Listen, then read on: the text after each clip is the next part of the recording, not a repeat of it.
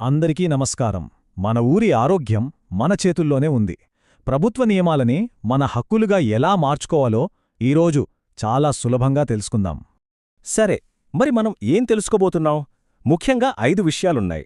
మన ఆరోగ్య వ్యవస్థ అసలు ఎలా పనిచేస్తుంది, తర్వాత మన హక్కుల కోసం మనం ఏం చేయొచ్చు, వీటన్నిటి గురించి వివరంగా మాట్లాడుకుందాం. మొట్టమొదటగా మన ఏఎన్ఎం గారు అంటే మన ఆరోగ్య కార్యకర్త. ఆమె నుంచి మనం సరిగ్గా ఏం ఆశించాలి, అసలామె పనేంటి ఒకసారి స్పష్టంగా చూద్దాం. చూడండి, ఇక్కడే మనం ఆలోచించే పద్ధతి మారాలి. ఏఎన్ఎం అంటే కేవలం ఇంజెక్షన్లిచ్చే వ్యక్తి అనే పాత అభిప్రాయాన్ని పక్కన పెట్టేయాలి.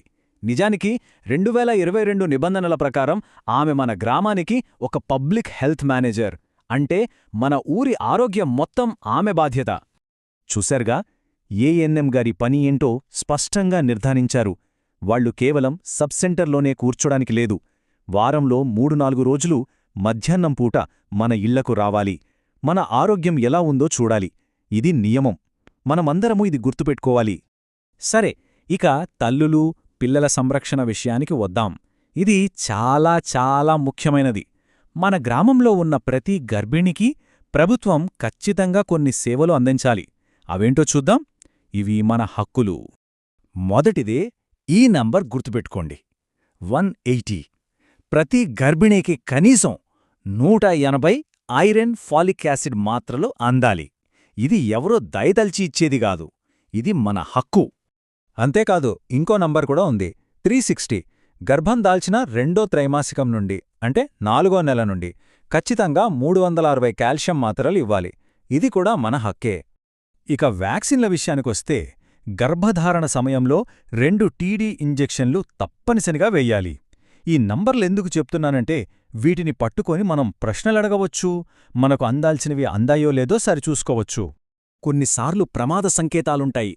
ముఖం వాపు వచ్చినా, తలనొప్పి ఎక్కువగా ఉన్నా, రక్తస్రావమైనా అస్సలు ఆలస్యం చేయకూడదు.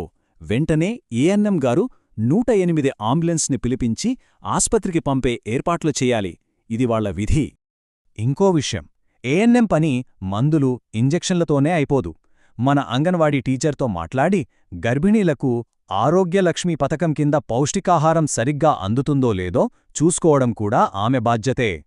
మరి ఇవన్నీ సరిగ్గా జరుగుతున్నాయో లేదో మనకెలా తెలుస్తుంది? సమాధానం రికార్డుల్లో ఉంటుంది. ఆ రికార్డులను చూసే హక్కు మనందరికీ ఉంది. ఇక్కడ చూడండి, ఈ రిజిస్టర్లు మన కోసం అందుబాటులో ఉండాలి.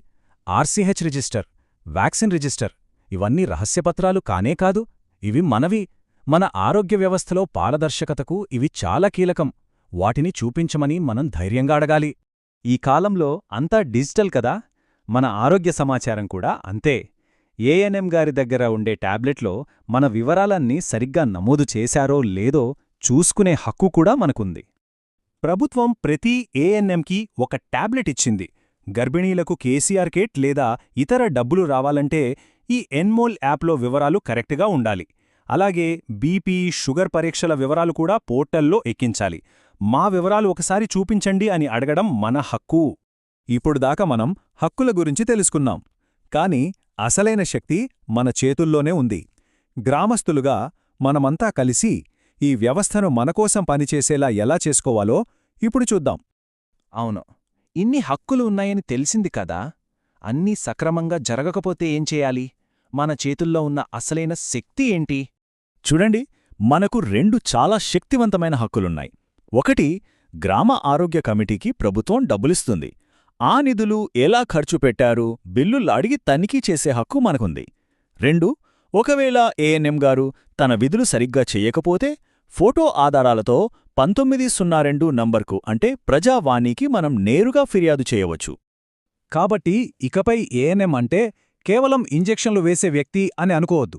ఆమె మన గ్రామానికి ఒక పబ్లిక్ హెల్త్ మేనేజర్. ఈ కొత్త ఆలోచనతో మనం ముందుకు వెళ్ళాలి. మనకు అందాల్సిన పూర్తి సంరక్షణను ధైర్యంగా అడగాలి. చివరిగా ఒక ముఖ్యమైన విషయం, ఈరోజు మనం తెలుసుకున్న ఈ విషయాలన్నింటినీ మన గ్రామ పంచాయతీ తీర్మానంలో ఒక భాగంగా చేర్పిద్దాం.